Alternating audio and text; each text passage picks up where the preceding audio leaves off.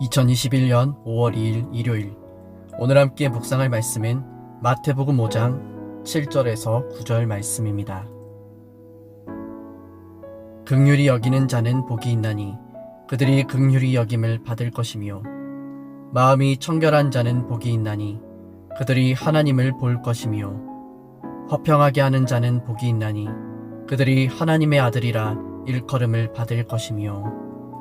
아멘. 잠시 기도하시겠습니다.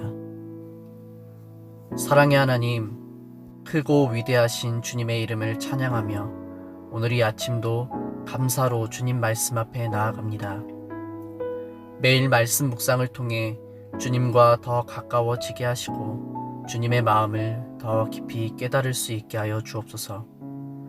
예수님의 이름으로 기도드립니다. 아멘. 지난 시간 우리는 산상수훈의 전반부 내용을 살펴보았습니다.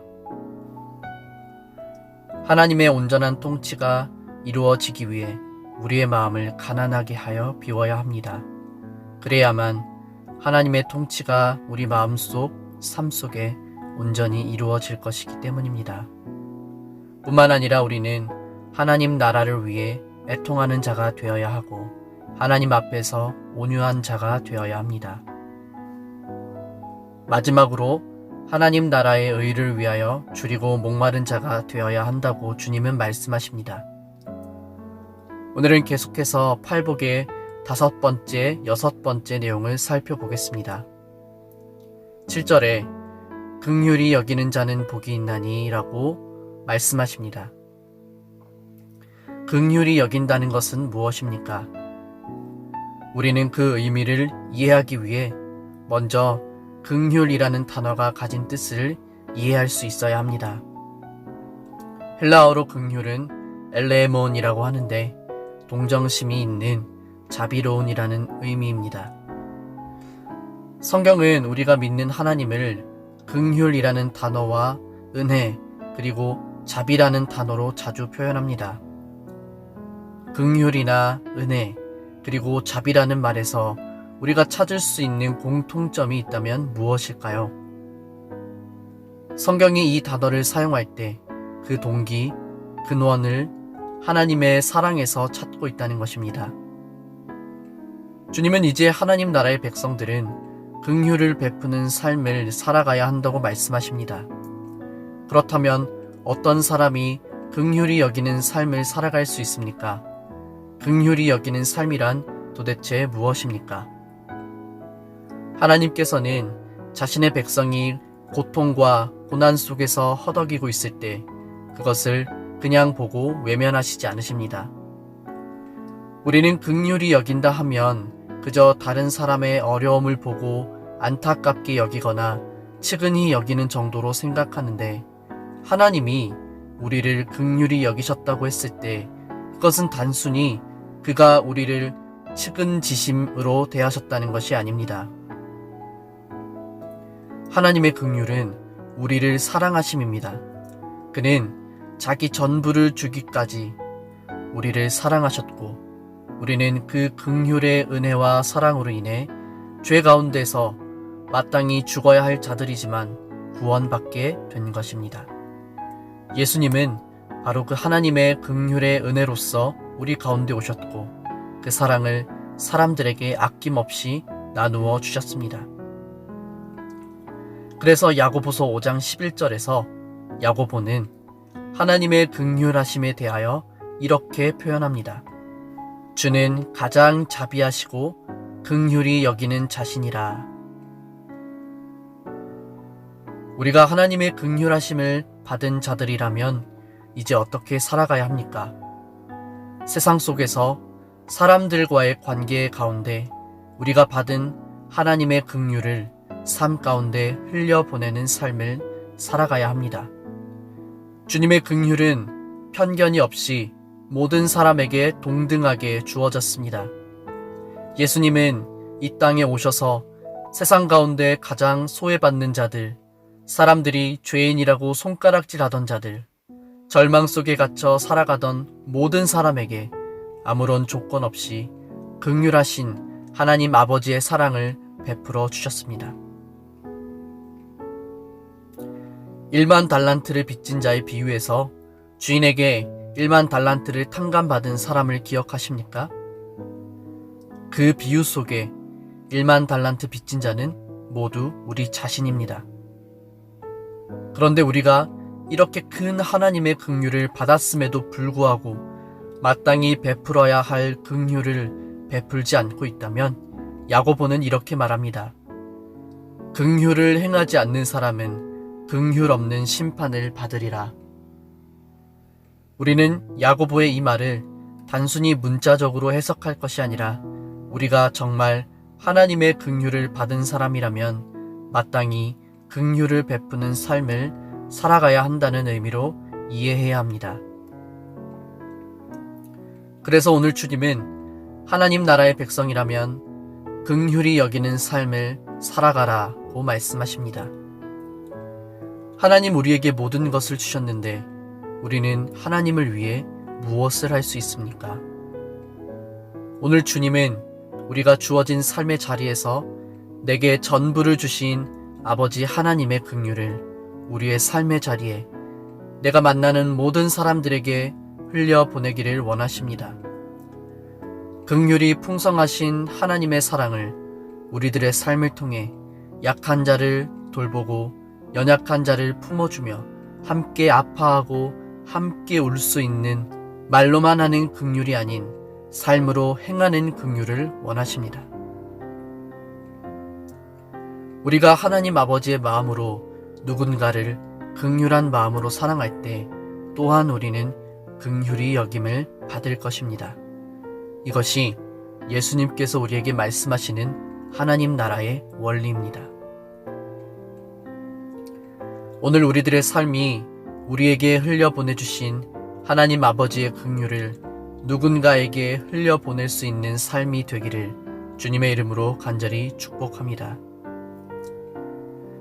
주님은 계속해서 말씀하십니다. 마음이 청결한 자는 복이 있다. 그들이 하나님을 볼 것이다. 마음이 청결하다는 것은 무슨 뜻입니까? 우리는 가장 먼저 청결해져야 할 곳이 바로 우리의 마음이라는 점을 주목해야 합니다. 잠언 4장 23절에서는 마음에 대하여 이렇게 기록합니다. 무릇 지킬 만한 것보다 더욱 내 마음을 지키라. 생명의 근원이 이에서 남이니라. 잠언 기자는 마음을 생명의 근원과 연결시키고 있습니다. 곧 마음은 우리 삶의 중심입니다. 우리의 감정, 지성, 의지의 중심입니다. 청결은 깨끗함을 의미합니다. 그런데 여기서 깨끗함은 어느 정도 깨끗함을 의미하는 것이 아니라 조금의 불순물도 섞이지 않은 100%의 깨끗함을 의미합니다. 그러니까 여기서 마음이 청결하다는 것은 곧 마음이 나누어지지 않고 단일한 마음의 상태, 곧 하나님께로만 그 마음이 집중될 수 있는 상태를 말합니다. 하나님만을 온전히 사랑하는 일편단심의 마음의 상태가 바로 마음이 청결한 자의 모습이라고 할 수 있습니다. 우리가 입술로는 하나님을 사랑한다고 고백하고 실제 삶에서는 세상을 더욱 사랑하고 있다면 그것은 청결한 자의 삶의 모습이 아닌 것입니다. 성경에서 청결하다고 했을 때 그 의미는 그 마음 속에 감추어진 2개, 3개의 또 다른 마음이 있는 것이 아니라 감추어진 것이 전혀 없는, 숨길 것이 전혀 없는 오직 단 하나의 마음만을 가진 상태를 의미합니다. 하나님의 긍휼하신 사랑을 받기 전 우리들은 어떤 모습으로 살아갔습니까? 에베소서 2장 2절에서 5절 말씀 보면 그때 너희는 그 가운데서 행하여 이 세상 풍조를 따르고 공중의 권세 잡은 자를 따랐으니 곧 지금 불순종의 아들들 가운데서 역사하는 영이라. 전에는 우리도 다 그 가운데서 우리 육체의 욕심을 따라 지내며 육체와 마음에 원하는 것을 하여 다른 이들과 같이 본질상 진노의 자녀이었더니 긍휼이 풍성하신 하나님이 우리를 사랑하신 그 큰 사랑을 인하여 허물로 죽은 우리를 그리스도와 함께 살리셨고 너희는 은혜로 구원을 받은 것이라. 전에는 우리 모두의 마음이 청결하지 못했습니다. 그래서 이 세상 풍조를 따라 하나님이 아닌 다른 것을 사랑하며 살아갔습니다. 그러나 이제는 하나님의 풍성하신 긍휼로 말미암아 구원받았고, 이제 우리는 더 이상 옛사람의 욕망을 따라 세상을 사랑하지 않고 하나님만을 온전히 사랑하는 자로 거듭난 것입니다. 예수님은 마태복음 22장 37절에서 우리에게 이렇게 말씀하십니다. 예수께서 가라사대 내 마음을 다하고 목숨을 다하고 뜻을 다하여 주 너의 하나님을 사랑하라. 세상 속에서 두 마음을 품지 않고 우리는 오직 하나님께 우리의 마음을 내어드리며 살아가야 합니다. 우리가 그렇게 살아갈 때 주님은 이제 마음이 청결한 자들에게 주어질 복에 대해서 말씀하십니다. 그들이 하나님을 볼 것이다. 하나님을 본다. 우리 눈으로 직접 하나님을 본다는 것이 아니라 하나님과의 사귐 속에 살아간다는 것을 의미합니다. 우리 삶 속에서 눈에 보이지 않지만 실제로 살아계시며 우리와 함께 하시는 하나님께서 역사하심을 경험하게 될 것입니다. 하나님과 교제하며 그의 통치와 다스림을 받으며 살아가는 것, 이것이 곧 마음이 청결한 자들에게 주어질 복입니다. 어떻게 하면 우리 마음이 청결해질 수 있습니까? 시편 51편 10절에 다윗의 고백을 보겠습니다. 오 하나님, 내 속에 깨끗한 마음을 만들어 주시고 내 안에 올바른 마음을 새롭게 해주소서. 우리는 청결한 마음으로 오직 하나님만을 사랑하며 살아가야 하지만 실제로 우리의 마음은 그렇지 못할 때가 많습니다. 우리가 열심히 노력한다고 될 수 있는 문제가 아니라 우리의 마음이 청결해지는 것에는 또한 하나님의 은혜가 필요합니다. 물론 우리는 하나님의 말씀을 붙잡고 우리를 유혹하는 청결치 못한 생각들을 멀리하고 버려야 합니다. 그러나 온전히 우리의 힘으로는 불가능합니다.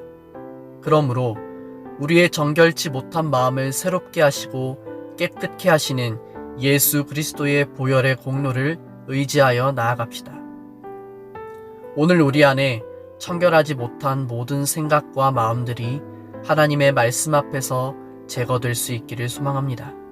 현재의 삶에서 살아계신 하나님과의 사귐 속에 살아가며 궁극적으로 영원한 하나님의 나라에서 우리의 생명이 되시고 소망이 되시는 하나님과 영원한 교제와 사귐 속에 살아갈 그날을 기대하고 소망합니다. 이 하루도 하나님이 우리 안에 허락하신 긍휼을 우리의 삶에서 누군가에게로 흘려보내고 오직 하나님만을 향한 사랑의 고백으로 나아가 주님과 믿음의 사귐 가운데 살아가는 참된 하나님 나라의 백성 되기를 주님의 이름으로 간절히 축복합니다.